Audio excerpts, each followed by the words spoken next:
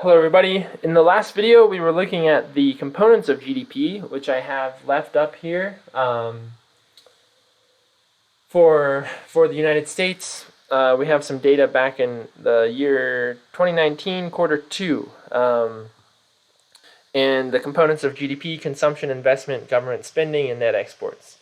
So in this video we're going to carry on and talk about gross domestic product versus gross national product.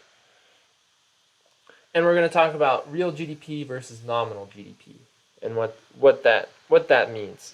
So first of all, just really quickly here, gross domestic product versus gross national product, GDP versus GNP. The difference is how we define what gets included based on borders or based on nationality. So any production happening inside the United States, whether it's an American firm or a foreign firm but operating within the U.S., all of that production gets included in United States GDP, gross domestic product. And the reason why this one is the more popular statistic is that if the production is happening in the country, that means that the jobs are likely also in the country, especially for goods-based and a lot of service-based industries as well. So if the production is happening in the borders, that's gross domestic product. Gross national product is all production by U.S. firms or individuals anywhere. So if there's an American company located in Germany, that production gets counted as gross national product for the United States. And it would actually also be counted as gross domestic product for Germany. And so again, just a quick example here, Ford's contribution to GDP and GNP. GDP, gross domestic product, is all of Ford's cars produced within the United States. All of Ford's cars produced in the U.S. And gross national product is all of Ford's cars, because it's an American company, all of Ford's cars produced anywhere in the world. So any car that Ford produces, because it's an American company, gets counted as gross national product. Only the cars produced within the borders get counted as gross domestic product. Okay, that's it for that. Just a quick sidebar on some terms there. And the next thing we're going to discuss is nominal versus real.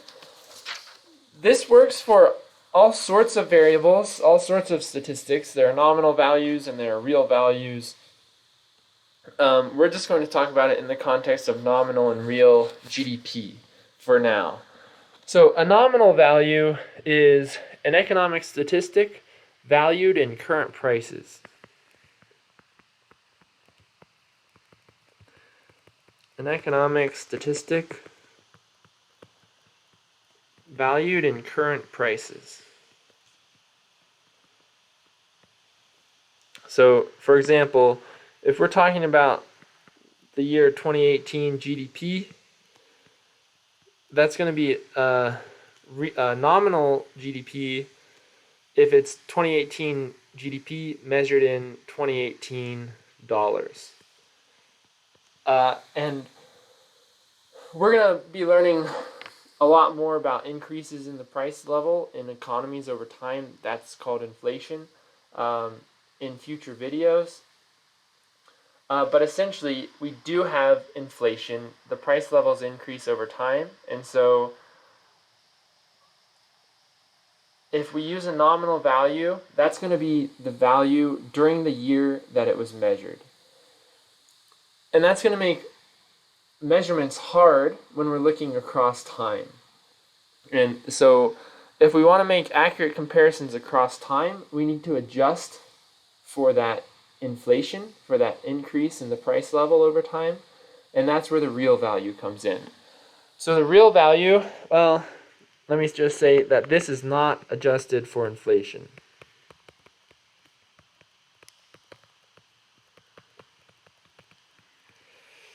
And that's where the real value comes in. So this is an economic statistic after it has been adjusted for inflation. An economic statistic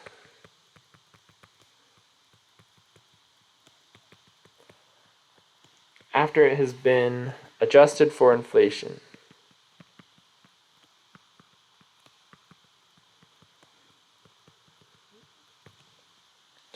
And then the example here would be something like measuring 2018 GDP in 2010 dollars. So if we wanted to look at the growth in GDP from the growth in national income from the year 2000 to the year 2018, we can look at real GDP in both years, and in that way we'll have a very accurate comparison of the actual increase in production over time. Because ultimately, the value is the value of GDP is all the value of total production. That's price times quantity of everything that's been produced. If we're interested in looking at the increase in economic growth, we want to control for that increase in the price level over time. And so for that reason, especially if we're looking at comparisons across time, the real value is generally more important, and especially when we're talking about economic growth, the statistic that is used almost exclusively. And so to kind of give a better idea, what I'm going to do is provide an example here with only two goods, ice cream and pretzels, and we're going to calculate nominal and real GDP. So again, it's price times quantity. If we're looking at nominal GDP for the year 2000, we take price times quantity for both goods, and that's going to give us the result. So $2 times 50 ice creams plus $1 times 100 pretzels, that's going to equal 100 plus 100 for 200 in nominal GDP. I'll just do one more. I'll save the last for you. But if we look at the year 2001, 3 times 100 is 300 plus 2 times 150, also 300 for a total of 600. And yeah, I'll leave the last one for you to try. But with just the first 2 years, we'll be able to start to see a difference in real and nominal GDP.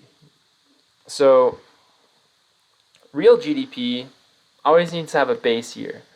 So that year is the year of prices that we're going to use. So no matter what, we'll always use the base year prices when we're calculating real GDP. So that's $2 times 50, because we're using base year 2000, it's going to be the same calculation. Times $1 times 100, which we just calculated to be 200. In the base year, real GDP and nominal GDP are always going to be the same because we're using the same prices. But we're going to use these base year prices not only with that quantity, but with all the quantities in order to look at this real GDP in different years. So for the year 2001, we use $2, but there were 100 ice creams produced plus $1 times the 150 ice creams produced. That's 200 plus 150, or 350.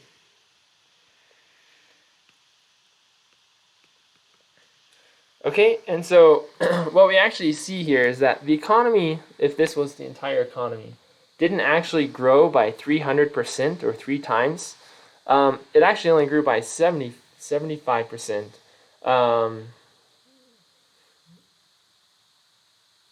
Yeah, it only grew by 75% instead of 300%, because the prices are increasing from year to year. And so that increase in the price level gets accounted for when we're using real GDP. Okay, this is where we're going to leave off this video, and in the next video, which is very related, we're going to be comparing GDP across time, and to do that, we're going to be using real GDP. In that way, we're going to be able to compare for that price level. So I'm going to leave it off here. You can try the third categories for each, but just make sure that when you're calculating those real GDP values, you always use base year prices. And then you should be good. So stay tuned for the next video, comparing GDP over time, and I'll see you soon. Thanks.